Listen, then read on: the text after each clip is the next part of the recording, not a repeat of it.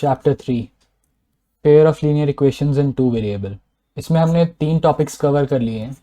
Fourth topic start करते हैं, application of pair of linear equation in two variable. Reducing equations to pair of linear equation in two variable. अब यहाँ पे जो हमें equations दी हैं दो, इसमें आप देखोगे कि वेरिएबल डिनोमिनेटर में है, तो इनको कैसे सॉल्व करें। इसको अगर हम एक्स वाई ऊपर लाने की कोशिश करेंगे तो ये आएगा 2y plus 3x divide by x y is equal to 13। तो ये इक्वेशन बनेगी 2y plus 3x is equal to 13xy। And इसको भी अगर linear equation in two variable में लिखने की कोशिश करेंगे तो ये बनेगा 5y minus 4x is equal to minus 2xy। तो ये तो ऐसी linear equation in two variable आ गई जिसमें ये एक्स वाई वाली टर्म आ रही है। हमारे पास दो ऐसे pair of linear equation in two variable आ गए जिसमें एक्स वाई वाली टर्म भी आ रही है। ऐसे linear equation in two variables को कैसे सॉल्व करें?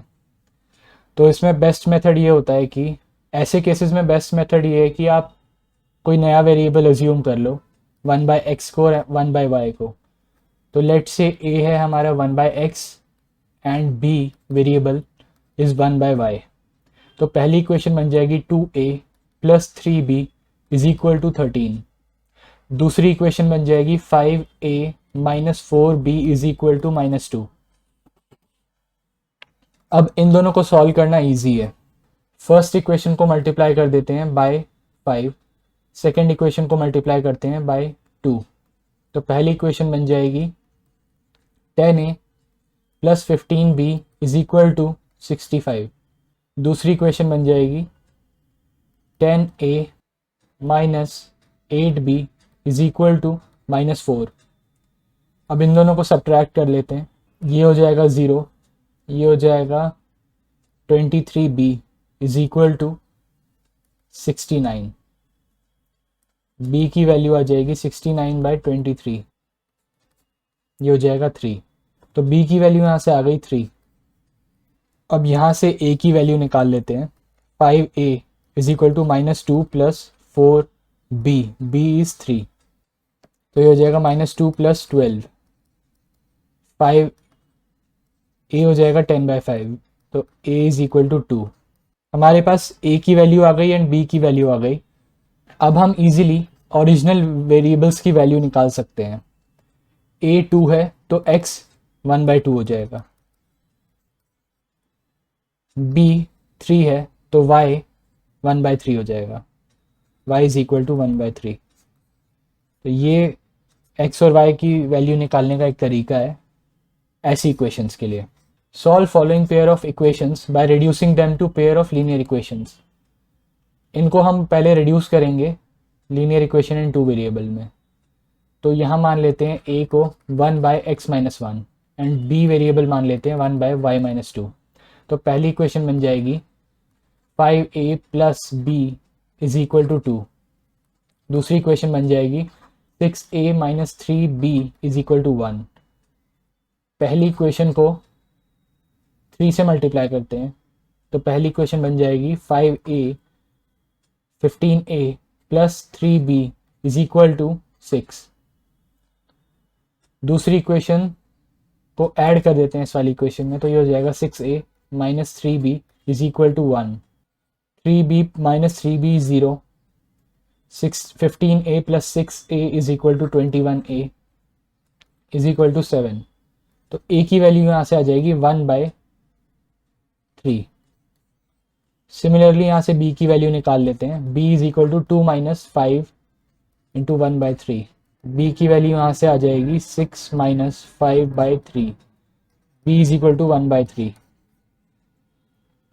हमें पता है कि a is equal to 1/x, तो इसमें वैल्यू रख देते हैं, a इज 1/3। तो this implies x minus 1 is equal to 3। यहाँ से x की वैल्यू 4 आ जाएगी, y की वैल्यू आ जाएगी 5। तो x एंड y की ये वैल्यूज है। Solve the pair of linear equation in two variable by reducing them to pair of linear equation in two variable. तो यहाँ पे हम तो इन दोनों को सॉल्व करते हैं। यहाँ पे a मान लेते हैं 1/x, b मान लेते हैं 1/y। तो पहली इक्वेशन बन जाएगी a/2, सेकेंड इक्वेशन बन जाएगी b/3 is equal to 2। Second equation बन जाएगी a/3 plus b/2 is equal to 13/6। तो यहाँ से ये इक्वेशन बनेगी 3a plus 2b is equal to 12। ये इक्वेशन बन जाएगी 2a plus 3b is equal to 13। ये पहली इक्वेशन है, दूसरी इक्वेशन बन गई। अगर हम पहली इक्वेशन को 2 से मल्टीप्लाई करते हैं, सेकेंड इक्वेशन को 3 से मल्टीप्लाई करते हैं, तो ये इक्वेशन बन जाएगी 6a, इसको 2 से मल्टीप्लाई कर रहे हैं हम, ये इक्वेशन बन जाएगी 6a plus 4b is equal to 24। इसको 3 से मल्टीप्लाई कर रहे हैं, ये बन जाएगी 6a plus 9b is equal to 39। इन दोनों को सब्ट्रैक्ट कर लेते हैं, तो ये बन जाएगा -5b इज इक्वल टू -15। यहाँ से b की वैल्यू आ जाएगी 3 एंड यहाँ से हम a की वैल्यू निकाल सकते हैं इस इक्वेशन में से। ये हो जाएगा 3a is equal to 12 minus 2b, b की वैल्यू 3 है, 12 माइनस 6, तो यहाँ से a की वैल्यू आ जाएगी 2। अब ओरिजिनल वेरिएबल्स की वैल्यू निकाल लेते हैं, x and y। a 1/x है, तो x हो जाएगा 1/2। b 1/y है, b 1/y है, तो y हो जाएगा 1/3। सिमिलरली आप इसको भी ट्राई कर सकते हो खुद ही। थर्ड क्वेश्चन ट्राई करते हैं। इसमें a मान लेते हैं 1/x, तो ये हो जाएगा 4a plus 3y is equal to 14। यहाँ पे y को कुछ मानने की ज़रूरत नहीं है क्योंकि y पहले से न्यूमरेटर में है, तो ये पहली इक्वेशन हो जाएगी। सेकेंड इक्वेशन हो जाएगी 3a, 1/x a है, तो ये हो जाएगा 3a minus 4y is equal to 23। ये सेकेंड इक्वेशन हो जाएगी। अब इसमें पहली इक्वेशन को 3 से मल्टीप्लाई करते हैं, दूसरी इक्वेशन को 4 से, तो पहली इक्वेशन हो जाएगी 12a plus 9y is equal to 42। दूसरी इक्वेशन हो जाएगी 12a minus 16y is equal to 92। इन दोनों को माइनस कर लेते हैं, तो ये हो जाएगी 0, ये हो जाएगा 25y इज इक्वल टू -50। तो y की वैल्यू यहाँ से आ जाएगी -2। अब a की वैल्यू निकाल लेते हैं, यहाँ से a की वैल्यू निकाल सकते हैं हम। 4a प्लस 3y, y की वैल्यू -2 है, is equal to 14। 4a is equal to 14 plus 6, a की वैल्यू आ जाएगी 5, a इज इक्वल टू 5। यहाँ से x की वैल्यू आ जाएगी, क्योंकि x 1/a है, x की वैल्यू आ जाएगी 1/5। ये आप खुद ट्राई कर सकते हैं। फिफ्थ वाला ट्राई करते हैं। 7x divide by x y minus 2y divide by x y is equal to 5। यहाँ से आ जाएगा 7/y माइनस 2/x। यहाँ पे x कट जाएगा, y कट जाएगा, इज इक्वल टू 5।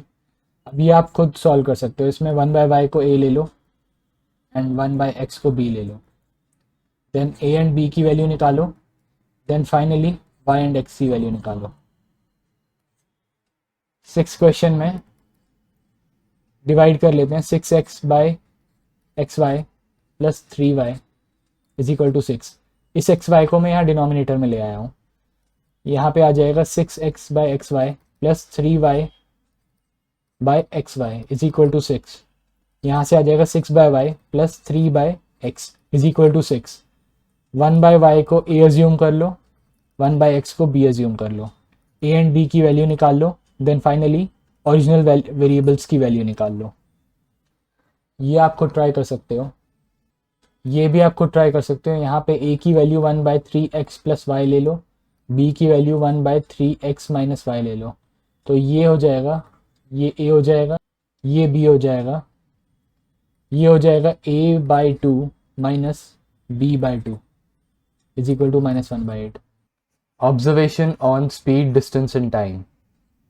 यहाँ हम स्पीड, डिस्टेंस एंड टाइम के क्वेश्चंस को कैसे सॉल्व करना है वो देखेंगे। ये इक्वेशंस आपको पहले से ही पता होगा, आपने 9th क्लास में पढ़ा होगा। Speed is equal to distance upon time, time is equal to distance upon speed, distance is equal to speed into time. But आपको ये भी पता होना चाहिए कि we can write this equation for every small trip. मतलब suppose एक कोई ट्रिप है, ये कंप्लीट ट्रिप है, कंप्लीट ट्रिप। इसमें सपोज कोई आदमी ने यहाँ तक बस में ट्रेवल किया, यहाँ तक बाय वॉकिंग ट्रेवल किया और उसके आगे ट्रेन से ट्रेवल किया। तो यहाँ पे आप इस कंप्लीट ट्रिप को 3 ट्रिप्स में डिवाइड कर सकते हैं, trip 1, trip 2 and trip 3। Now let's say किसी आदमी ने यहाँ से यहाँ तक ट्रैवल किया किसी एक स्पीड से और यहाँ से वापस ट्रैवल किया दूसरी स्पीड से। तो ऊपर वाले को आप ट्रिप 1 लिख सकते हो, जब उसने यहाँ से यहाँ ट्रैवल किया, यहाँ से यहाँ ट्रैवल किया तो ट्रिप 2 हो जाएगा। तो मतलब, और ये पूरा मिला के कंप्लीट ट्रिप है, कंप्लीट ट्रिप। तो मतलब आप किसी भी टोटल ट्रिप को आप इंडिविजुअल ट्रिप्स में तोड़ सकते हो, और आप इंडिविजुअल ट्रिप्स के लिए ट्रिप 1, ट्रिप 2, ट्रिप 3, हर ट्रिप के लिए आप ये इक्वेशन लिख सकते हो, speed is equal to distance upon time, time is equal to distance upon speed, distance is equal to speed into time. Third observation, time taken in total trip is equal to time taken in trip 1 plus time taken in trip 2। ऐसी सारे trips को, जितने भी trips है सबको add करते जाओ तो टोटल टाइम मिल जाएगा आपको जो ट्रिप में कंज्यूम हुआ है, टोटल ट्रिप में। अगर आप ये इक्वेशंस सारे ट्रिप के लिए लिख सकते हो, मतलब T1 जो टाइम ऑफ ट्रिप 1 है वो आप लिख सकते हो D1 अपॉन S1। यहाँ पे D1 है ट्रिप 1 की डिस्टेंस, ट्रिप 1 डिस्टेंस, जितनी डिस्टेंस आपने ट्रिप 1 में कवर की है। यहाँ पे ट्रिप 1 ये पूरा हो गया यहाँ से यहाँ तक। S1 उस ट्रिप के दौरान आपकी क्या स्पीड रही है, सिर्फ स्पीड 1, वो स्पीड जो इस ट्रिप के दौरान, जो इस डिस्टेंस को कवर करते दौरान आपकी स्पीड रही है। T1 वो टाइम है जो इस ट्रिप के दौरान आपने टाइम कंज्यूम किया है ये डिस्टेंस कवर करने में। सिमिलरली मैं ट्रिप 2 के लिए भी लिख सकता हूँ D2 अपॉन S2। ये ट्रिप 2 का टाइम है, ये ट्रिप 2 की डिस्टेंस है, ट्रिप 2 का स्पीड है, ट्रिप 2 के दौरान जो स्पीड रही है। ऐसी सिमिलरली आप सारे टाइम निकाल सकते हैं। तो यहाँ जो टोटल टाइम हो जाएगा वो हो जाएगा D1 upon S1 plus D2 upon S2। जितने भी ट्रिप्स में 2 है वो कंप्लीट ट्रिप, आप सभी को ऐड कर सकते हो।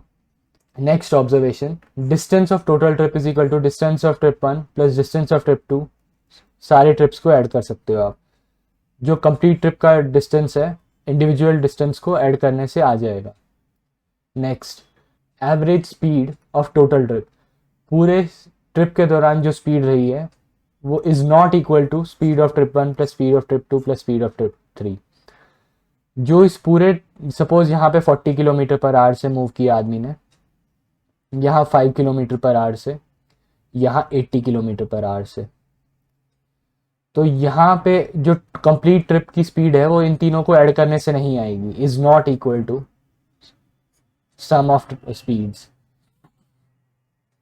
Average speed of total trip is not equal to speed of trip 1 plus speed of trip 2 divide by 2, या is not equal to speed of trip 1 plus speed of trip 2 plus speed of trip 3 divide by 3। मतलब suppose कोई trip है, जैसे ये trip है, ये 3 trips individual trips में divided है, तो इसमें जो एवरेज स्पीड है वो तीनों को ऐड करके डिवाइड बाय 3 करने से नहीं आएगी। 80 प्लस 40 प्लस 5 डिवाइड बाय 3 ऐसे नहीं निकालते average speed.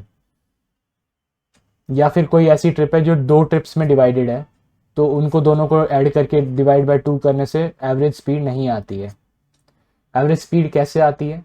Average speed of total trip will be equal to distance of total trip, मतलब टोटल डिस्टेंस जो कवर किया है डिवाइडेड बाय टोटल टाइम जो जितना लिया है, time taken in total trip.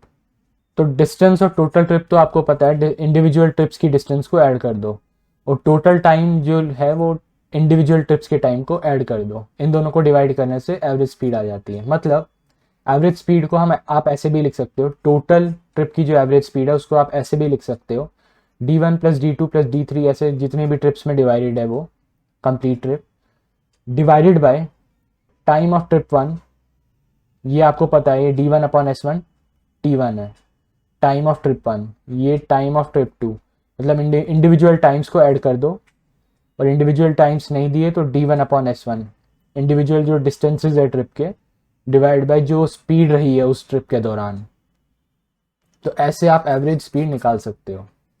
ये चीज़ें आपको याद रखनी है, इन चीज़ों को आप नोट बना के लिख भी सकते हो, तो ये चीज़ें आपको हेल्प करेगी स्पीड, डिस्टेंस एंड टाइम के क्वेश्चंस करने में। क्वेश्चन देख लेते हैं। Roohi travels 300 kilometre to her home partly by train and partly by bus. मतलब वो 300 किलोमीटर दूर है अपने घर से, ये उसका घर है, ये 300 किलोमीटर है distance, partly by train partly by बस। कुछ डिस्टेंस उसने बस से कवर की है, कुछ डिस्टेंस उसने ट्रेन से कवर किया है। तो she takes 4 hours if she travels 60 kilometre by train and remaining by bus. तो मतलब she takes 4 hours, complete journey का टाइम दिया है, मतलब टी दिया हुआ है यहाँ पे 4 hours, यहाँ से लेके यहाँ तक का टाइम है ये।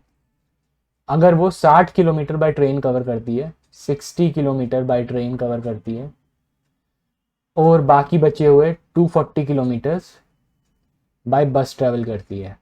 मतलब यहाँ पे जो कंप्लीट ट्रिप है उसको दो ट्रिप्स में डिवाइड किया है, एक 60 किलोमीटर की ट्रिप है, एक 240 किलोमीटर की ट्रिप है। If she travels 100 kilometre by train she takes and remaining by bus she takes 10 minutes longer.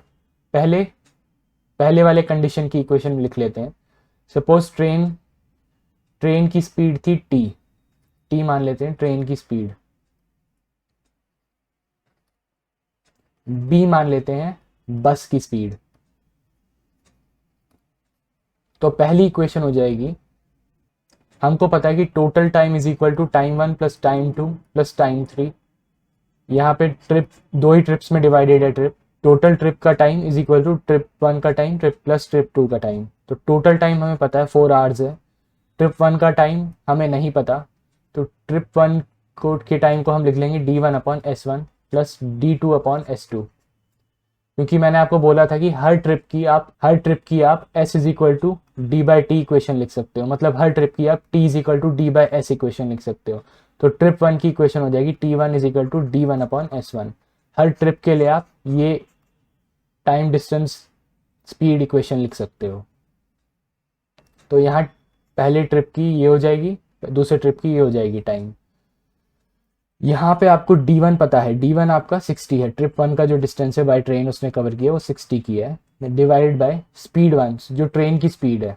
यहाँ इस ट्रिप के दौरान स्पीड जो रही है वो ट्रेन की स्पीड रही है, वो T है, आपने अज्यूम किया है यहाँ पे, प्लस D2 240 है डिस्टेंस 2, और स्पीड उस ट्रिप के दौरान, सेकेंड ट्रिप के दौरान जो स्पीड है वो बस की स्पीड है, वो B है, डिवाइड बाय B। तो यहाँ से इक्वेशन आ जाएगी 4 is equal to 60A plus 240B। आपने इसको रेड्यूस कर दिया linear equation in two variable में, A is equal to 1/T, B is equal to 1/B। तो ये आ जाएगी पहली इक्वेशन। अब दूसरी इक्वेशन कह रहा है कि if she travels 100 kilometres by train and remaining by bus, मतलब यहाँ से टोटल टाइम आ जाएगा is equal to T1 upon D1 upon S1 plus D2 upon S2। Total time दिया हुआ है 10 मिनट्स लॉन्गर है, मतलब 4.10 बाई 60। इसको डेसिमल में कन्वर्ट करते हैं, 10 मिनट्स बाय 60 मिनट्स हो जाएगा 1/6। 1/6 इज इक्वल टू, इसको फ्रैक्शंस में लिख लेते हैं, 4 प्लस 1/6 इज इक्वल टू, ये है 4 hours 10 minutes। इस जो 10 मिनट्स है, ये 10 मिनट्स वाला पार्ट है, इसको मैंने आवर्स में कन्वर्ट कर दिया, तो ये आवर्स में 1/6 hours हो जाएगा। Is equal to d1/s1। अब यहाँ पे जो टोटल ट्रिप है वो कैसे डिवाइडेड है, वो डिवाइडेड है 100 किलोमीटर प्लस 200 किलोमीटर। यहाँ पे लिखा हुआ है कि she travels 100 kilometre by train, ये ट्रेन से ट्रेवल किया है, ये बस से ट्रेवल किया है। तो d1 हो जाएगा 100 divide by speed of train, speed of train t है, प्लस d2 है 200 डिवाइड बाय स्पीड ऑफ बस। तो यहाँ से अगेन आ जाएगा, इसको इस फ्रैक्शन को कैलकुलेट कर लेते हैं, 25/6 आ जाएगा ये, is equal to 100a plus 200b। इन दो इक्वेशंस को आपको सॉल्व करना है। यहाँ पे 6 को ले जाके मल्टीप्लाई कर दो, 25 is equal to 600a plus 1200b। ये दूसरी इक्वेशन हो गई। पहली इक्वेशन को यहाँ पे मल्टीप्लाई कर दो बाय 10, तो ये हो जाएगा 40 is equal to 600a plus 2400b। ये पहली इक्वेशन है। तो इन दोनों को सब्ट्रैक्ट कर लो, तो LHS 1200b ये सेकेंड इक्वेशन है। इन दोनों को सब्ट्रैक्ट करोगे तो ये LHS बन जाएगा 15, RHS बन जाएगा 1200b। तो यहाँ से b आ जाएगा 15/1200। अब आप a इस इक्वेशन से निकाल सकते हो।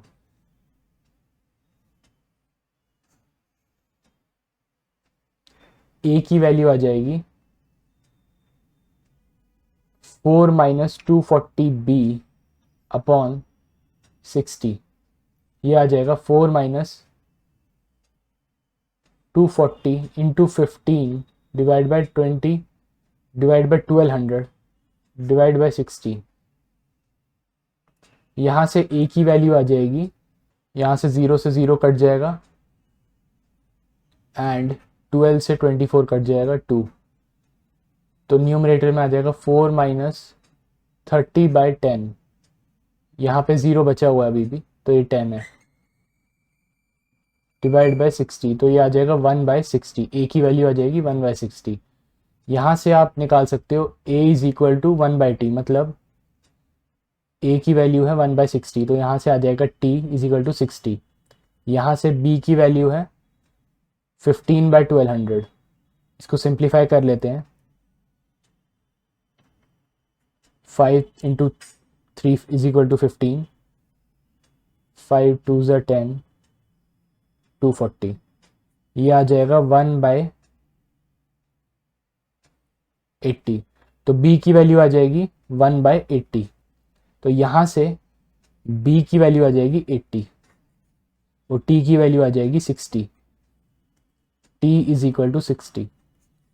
तो मतलब ट्रेन की जो स्पीड थी वो 60 किलोमीटर पर आवर है, बस की स्पीड 80 किलोमीटर पर आवर है। Find the speed of train and बस सेपरेटली। तो ऐसे सॉल्व करोगे आप इसको। नेक्स्ट एप्लीकेशन देख लेते हैं, river and boat scenario. Suppose ये ग्राउंड है, इस पे पेड़ लगा हुआ है, यहाँ पे एक आदमी खड़ा है एंड इस आदमी का जो फ्रेंड है वो इस रिवर में कूद जाता है। ये रिवर स्टिल है, मतलब ये रिवर एक ही जगह पे ठहरी हुई है, इसका पानी मूव नहीं कर रहा है। सपोज इसका दोस्त कूद जाता है एंड वो इस डायरेक्शन में स्विम करना स्टार्ट कर देता है यू। तो उसका दोस्त आहिस्ता आहिस्ता इस डायरेक्शन में मूव करेगा, यहाँ पे पहुँचेगा बाद में, फिर यहाँ पहुँचेगा, मतलब वो आगे यू स्पीड से मूव कर रहा है क्योंकि। तो यू यहाँ पे जो स्पीड है वो उसकी स्पीड है, speed of this person in still water. मतलब यू जो स्पीड है वो उसकी खुद की स्पीड है, स्विमिंग की स्पीड, जिस स्पीड से वो स्विम कर सकता है। अब नेक्स्ट केस देख लेते हैं, डाउनस्ट्रीम। डाउनस्ट्रीम मतलब along with flow of water, मतलब पानी के बहाव के साथ मूव कर रहे हो। सपोज यहाँ पे अगेन ग्राउंड है, इस पे पेड़ लगा है, इसमें एक आदमी खड़ा है, इसका दोस्त अगेन जंप करता है पानी में, लेकिन इस टाइम पानी मूव कर रहा है इस डायरेक्शन में। तो आपको नहीं लगता क्या उसका दोस्त यू स्पीड से तो स्विम कर रहा था, अब की बार वो ज़्यादा तेज स्विम करेगा, ज़्यादा दूर पहुंचेगा वो, क्योंकि पानी उसे असिस्ट कर रहा है मूव करने में। मतलब अब की बार उसकी स्पीड यू नहीं होगी, अब की बार उसकी स्पीड उसकी खुद की स्पीड में पानी की स्पीड ऐड हो जाएगी, उसकी स्पीड बढ़ जाएगी, स्पीड विल इंक्रीज पहले केस से, इसलिए वो ज़्यादा तेज मूव करेगा अभी। इसका मतलब डाउनस्ट्रीम में स्पीड इंक्रीज हो जाती है, और जो टोटल स्पीड बन जाती है आदमी की, जो आदमी स्विम कर रहा है उसकी टोटल स्पीड हो जाएगी u, उसकी खुद की स्पीड प्लस v, पानी की स्पीड, स्पीड ऑफ स्ट्रीम। ये है उसकी खुद की speed, speed of person in still water, जो उसकी स्टिल वाटर में स्पीड होती, जो उसकी ट्रू स्पीड होती, क्योंकि यहां पे उसे पानी मदद कर रहा है इसलिए उसकी स्पीड बढ़ जाएगी, u प्लस वी हो जाएगा। अब केस देख लेते हैं अपस्ट्रीम का। Against the direction of flowing river, मतलब रिवर के डायरेक्शन के अगेंस्ट स्विम कर रहे हो आप। अगेन यही केस ले लेते हैं, यहाँ पे ज़मीन है, यहाँ पे पेड़ है, यहाँ पे एक आदमी है और इसका दोस्त जंप करता है पानी में। पानी इस साइड बह रहा है v स्पीड से, पानी की स्पीड v है, दोस्त की स्पीड u है, इस साइड मूव कर रहा है, स्टिल वाटर में उसकी स्पीड u थी। तो आपको नहीं लगता कि वो इतना दूर ना पहुँच के इतना ही दूर पहुँचेगा? यहाँ नहीं पहुँचेगा, वो यहीं रहेगा, वो ज़्यादा तेज़ मूव नहीं कर पाएगा इस डायरेक्शन में, क्योंकि पानी उसकी स्पीड को कम कर रहा है। मतलब अब की बार उसकी स्पीड u नहीं होगी, u माइनस वी होगी, उसकी स्पीड घट जाएगी। u उसकी स्पीड थी स्विमिंग की स्पीड, मतलब u स्पीड उसकी स्टिल वाटर स्पीड है। एंड अब क्योंकि वो पानी के अगेंस्ट मूव कर रहा है तो u माइनस वी उसकी स्पीड होगी, स्पीड व्हेन मूविंग अपस्ट्रीम, क्योंकि उसकी स्पीड घट जाएगी, अपस्ट्रीम में स्पीड घट जाती है क्योंकि पानी उसको रोकेगा उस साइड जाने से, इस साइड मूव करने से।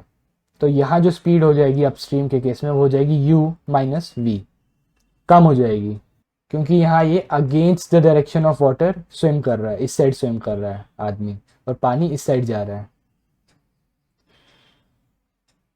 तो ये तीनों केसेस आपको याद रखने हैं, इन तीनों केसेस के बेसिस पे हम क्वेश्चन सॉल्व करेंगे।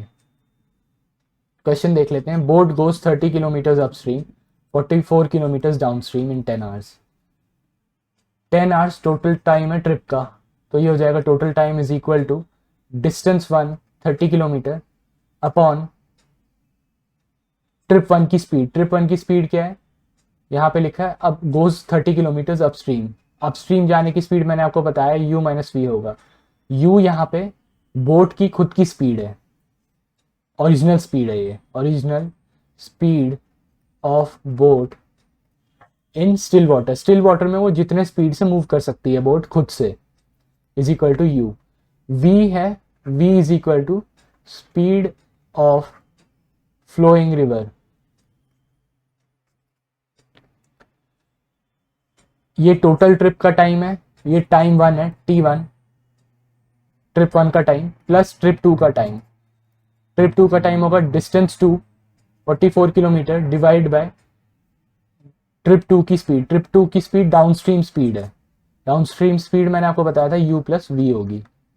तो यहाँ पे इक्वेशन बन जाएगी 10 is equal to 30a plus 44b। इसको रिड्यूस कर दिया लीनियर इक्वेशन इन 2 वेरिएबल में, तो a होगा 1 by u minus v, assume किया है हमने, b होगा 1 by you plus we.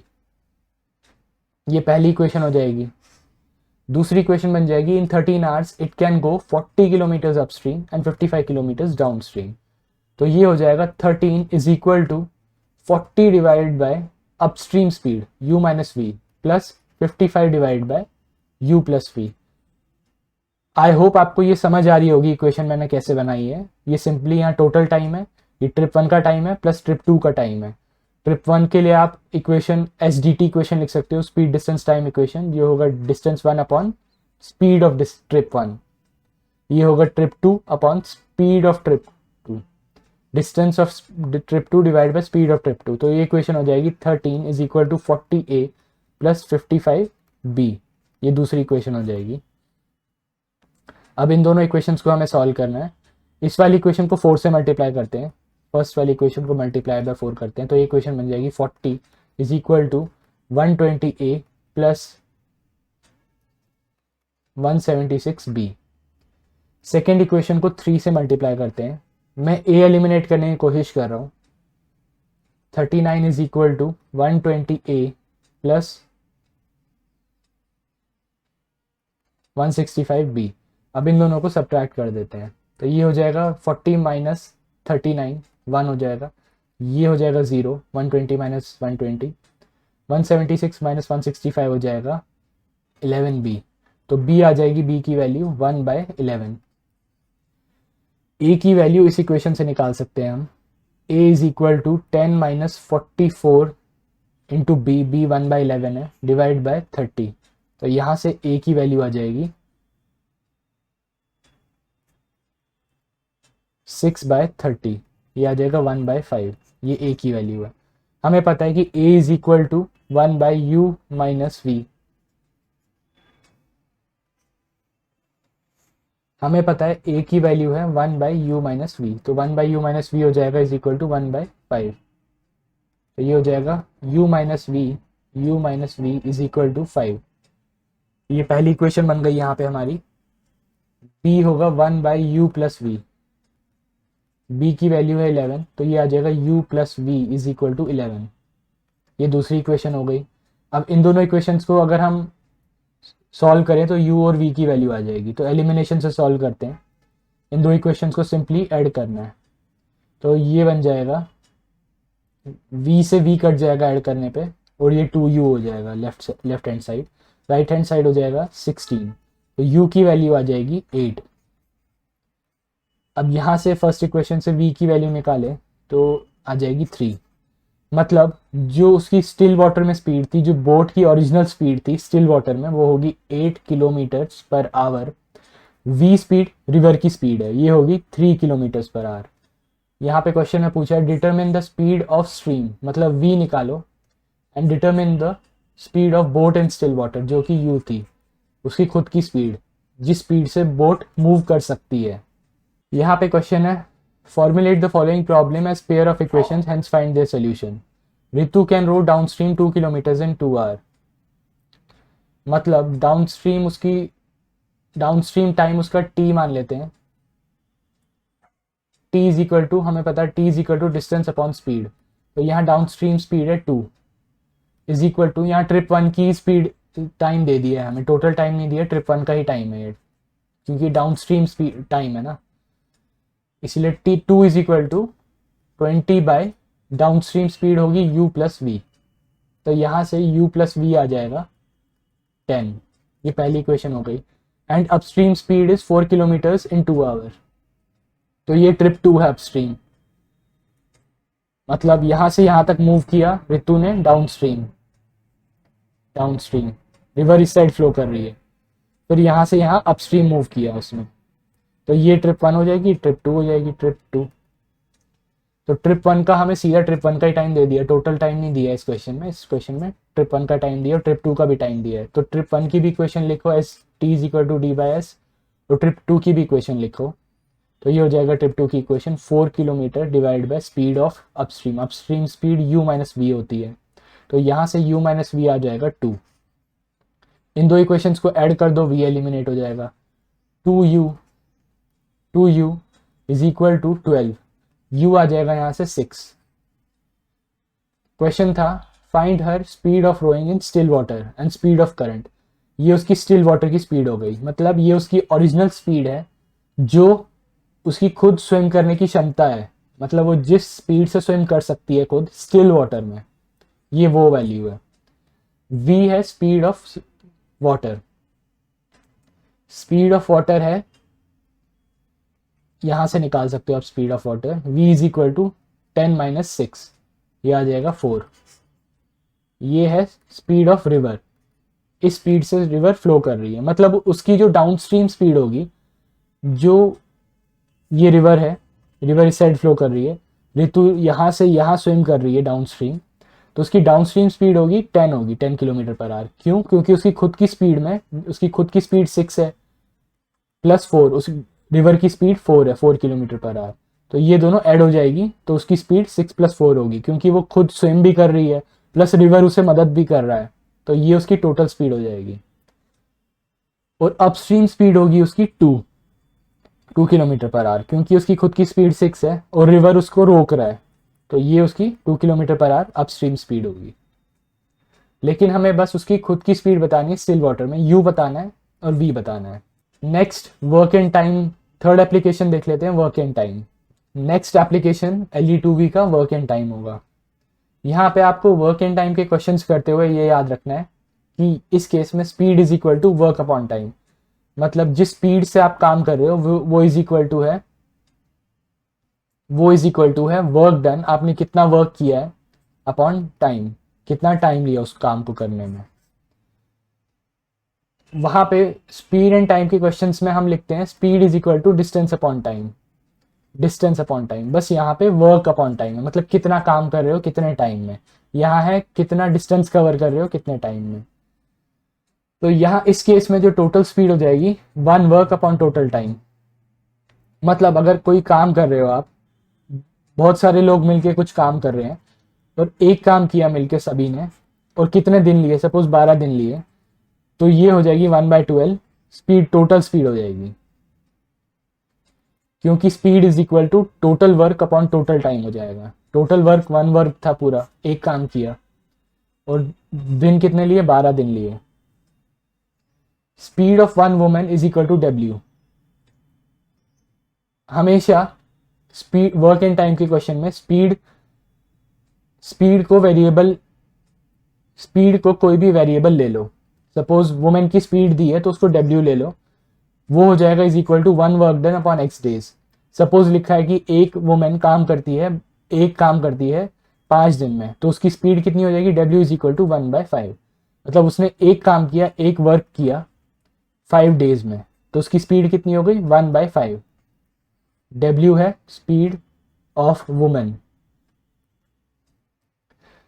Suppose man की स्पीड दी है तो उसको m ले लो, m is equal to 1/, let से मैन काम करता है 4 दिन में, तो 1 वर्क उसने किया 4 दिन में, क्योंकि हमें पता है speed is equal to work upon time. तो m है मैन की स्पीड काम करने की, man speed to do work. Similarly अगर 5 वुमेन का काम दिया है तो एक वुमेन का वर्क की स्पीड समझ लो W है, तो 5 वुमेन की स्पीड हो जाएगी 5W। सिमिलरली 2 मैन की स्पीड हो जाएगी 2M, अगर एक मैन की स्पीड काम करने की m है। अगर क्वेश्चन में 5 वुमेन और 2 मैन टुगेदर काम कर रहे हैं तो उनकी टोटल स्पीड जो होगी वो equal to 5W plus 2M होगी। मतलब 5 वुमेन की स्पीड में 2 मैन की स्पीड ऐड कर दो तो टोटल स्पीड हो जाएगी ये काम करने की। और आपको पता है कि total speed is equal to total work upon total days, कितने लगे, टोटल डेज। यहां पे लिखा है total speed is equal to 1 work upon total time. ये आपको याद रखना है, never take time as variable, always take speed as variable. हमेशा ऐसे क्वेश्चंस में टाइम को वेरिएबल मत लो। क्वेश्चन है 2 women plus 5 man together finish है embroidery work in 4 days. Women की स्पीड मान लेते हैं, W is equal to women's speed of doing work, M is equal to man's speed of doing 1 work. एक काम वो कर रहे हैं इतने स्पीड से, तो 2 वुमेन और 5 मैन की स्पीड हो जाएगी, टोटल स्पीड हो जाएगी इज इक्वल टू, यहाँ पे 2W है 2 वुमेन के काम करने की speed, 2 women's work speed. 5M है 5 मैन के वर्क स्पीड, 5 मैन के काम करने की स्पीड।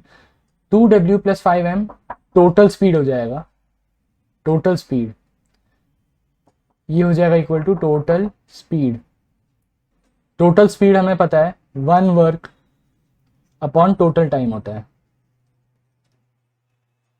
तो यहाँ पे जो टोटल टाइम है हमें दिया हुआ है 4 दिन है, मतलब 4 दिन में इन दोनों ने मिलके काम किया है।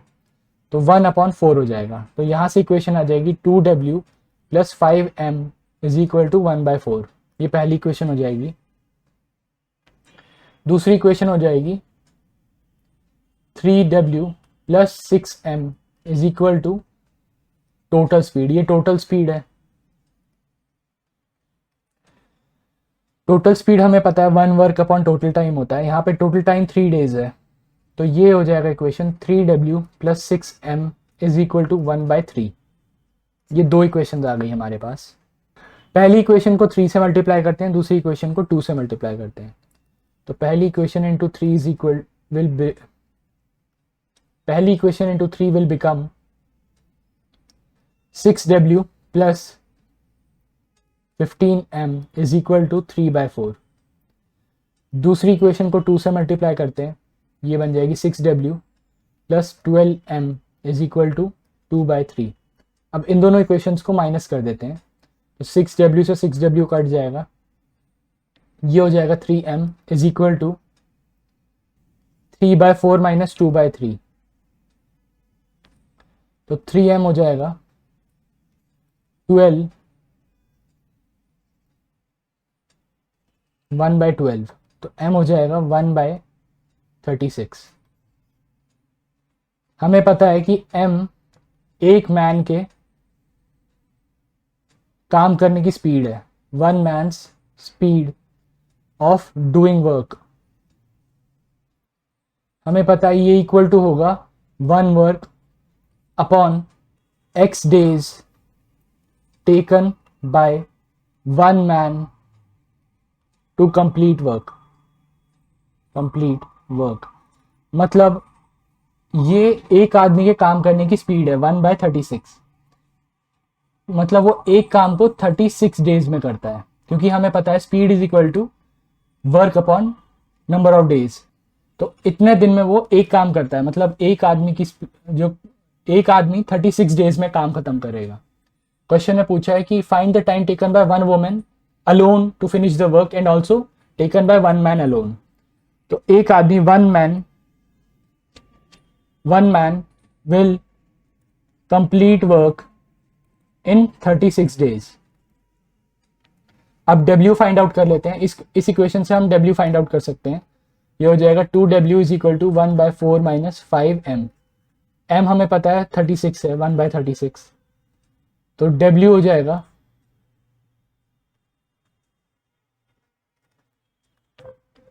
4/36। तो W की वैल्यू यहां से आ जाएगी 1/18। मतलब 1 woman will complete 1 work in 18 days, क्योंकि हमें पता है speed is equal to work upon time. Will complete work in 18 days. तो ये आंसर हो जाएगा।